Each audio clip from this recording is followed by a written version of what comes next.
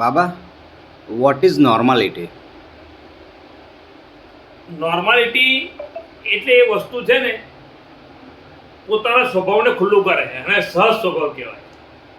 આ નોર્માલિટી એ કોઈ ક્રિયા નહીં, પણ નોર્માલિટી શું છે? પ્રકૃતિને ધ્યાન લીધી. મન, વચન ને કાયા એ મારા હાથની અંદર નહીં, કારણ કે એ કુદરતી રચના છે, સંયોગોના અધીન ચાલે છે. તો હવે મારી અંદર મારી બુદ્ધિ વાપરવાની કે નોર્માલિટી વાપરવાની? નોર્માલિટી. તો નોર્માલિટીની અંદર શું હોય કે જે સંજોગો હોય એ સંજોગોને આપણે ફેસ કરવાના છે વાણીની અંદર.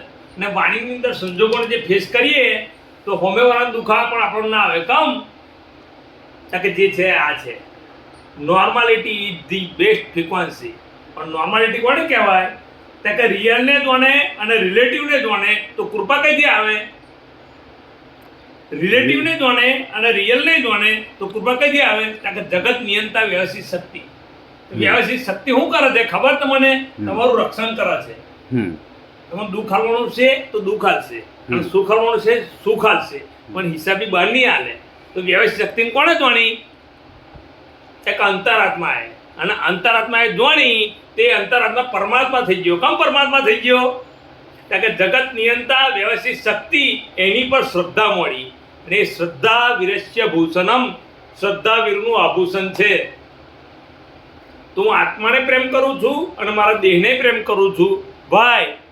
કે દેહ અજ્ઞાનતાથી મેં બનાવ્યો હતો, અને હવે મને જ્ઞાન થયું તો જ્ઞાને કરીને દેહની મુક્તિની અંદર દ્રષ્ટિથી સહાયક છું. દ્રષ્ટિથી સહાયક છે એટલે કેવી રીતને? કે જિજ્ઞેસના મન વચન કાયની અંદર જે જે ક્રિયાઓ થઈ રહી છે એની અંદર મારું વાધોવચકો નહીં, પણ કેવલ મારું દર્શન છે. એ દર્શન એને શું કહેવાય છે? આત્મજ્ઞાન.